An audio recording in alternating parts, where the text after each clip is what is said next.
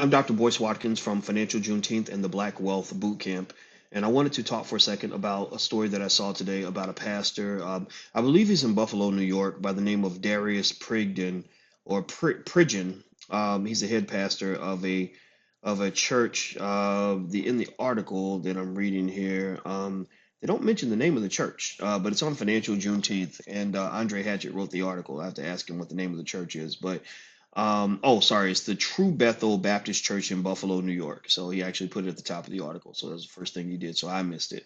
But anyway, the pastor, there was a little bit of controversy. I don't think it's a big controversy, but some people do, where the pastor engaged in this very unique, innovative idea of putting a Subway restaurant inside the church. And his argument is that, building the franchise allows the church to make revenue. It also allows them to train people for other jobs or to run restaurants, things like that. And he actually has, I think he said he calls it a franchise offering, where people offer their money and they build the money and they take the money and they use it to buy a franchise. I don't know. I mean, some people don't like it. I think they get really disappointed with any connection between pastors and money. Anytime a pastor asks for money, anytime a pastor wants to invest money, anytime a pastor wants to raise money, you're automatically a crook. You're a bad person. You're robbing the black community. That's not necessarily the case. Running a church is expensive. You got to pay bills. You have things in the community you could be doing. Pastor Kevin Cosby, who I talk about a lot in the city of Louisville, Kentucky, he runs the biggest mega church in the state, and he's done an amazing thing by actually re-energizing a previously fallen HBCU, Simmons College, and getting it accredited and getting the church to buy into this idea of funding this university. I think that that is a brilliant idea. I think every pastor in America, every person who runs a church organization should look at models like this. Because here's the thing, all that would be happening in the church is the same thing that's happening on the internet, but it was happening in the church long before it started happening on the web. Crowdfunding, crowdfunding. Everybody in the crowd drops a little money in, and then boom, you've got something big that you can do, something big that you can create. Uh, President Obama's rise to the White House was crowdfunded. Everybody gave $2, $5 here, $10 there, whatever they could afford.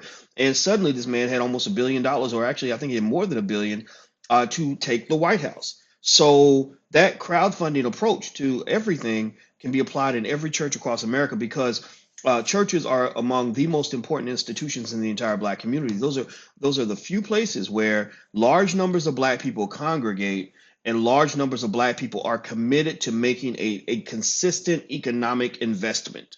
Everywhere else, there's not that sort of collective consciousness, right? We do make consistent economic investments in getting our hair done or consistent economic investments in Nike's latest Air Jordans. And that crowd funds massive wealth for these corporations, most of whom are not owned by black people. That's not good crowdfunding. That's kind of ignorant, to be honest with you. That's a little bit backward. That's something we have to continuously address.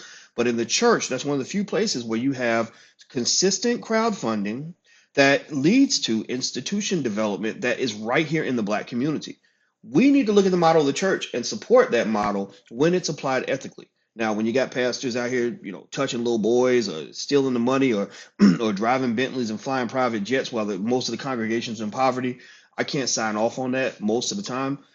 Maybe there are some cases where the pastor is able to make money outside the church that allows him to or her to live a certain lifestyle. So it doesn't mean every pastor with a Bentley is a crook. There are some pastors out here who really do make legitimate money, and they have as much of a right as anybody to want nice things. But at the same time, there are so many churches that have so much potential, so much capability when it comes to raising amounts of money and finding collective projects. And I think the projects have to go beyond the building fund. Don't stuff like that. It's fine. You build a new building every 30 years or whatever. That's fine. But beyond that, this idea of owning a Subway franchise is beautiful. Another reason is it's more beautiful than, say, a building fund or building, a playground or basketball court, is that this franchise is going to pay for itself. It's not a project. It's not a charitable project. It is an investment. An investment. An investment is something that is a money machine. It's something where you're putting $500,000 in, but you're going to make several $1,000,000 over the next several years. That's a beautiful thing. That when that happens, that is nice because then you don't have to rely on begging and charity as your source of economic strength and viability. See, charity is not, in my opinion, a sustainable business model most of the time. Most of the time, you do better when you're selling something, when you're producing something that people want to buy, something that people need. Then you're not asking them to give you something for nothing. You're asking them, look, I give you something, you give me something. So far, historically, for a lot of churches, there is a trade, but it's usually like, okay, I'll give you a good feel-good sermon that'll make you clap your hands and stomp your feet and scream and shout and jump up and down, and you'll give me money so I can keep doing that. That's the trade that has historically happened. And I'm not going to say that's a bad trade, but it's an entertainment-based kind of trade. I think what might be more viable is if you have churches that do what this pastor did in Buffalo or what Kevin Cosby did in Kentucky. In fact, I think he did actually put a restaurant in his church, because people at church, they're going to eat. So why not have them eat at a restaurant that also supports the church instead of having them eat at a restaurant that doesn't care about the black community, right? They're all going to eat. Everybody eats after church, right? So going deeper than that, the point here that I want to make, the point that the reason I want to congratulate this brother for being so innovative in this, and I want to support him 100%, is because the idea of collective capital raising in churches is one that is underutilized. It's one that can be used to formulate economic incubators, where you literally fund small businesses, you fund small tech companies that can be started for as little as a couple $1,000s, but may grow into the next Facebook, the next Google.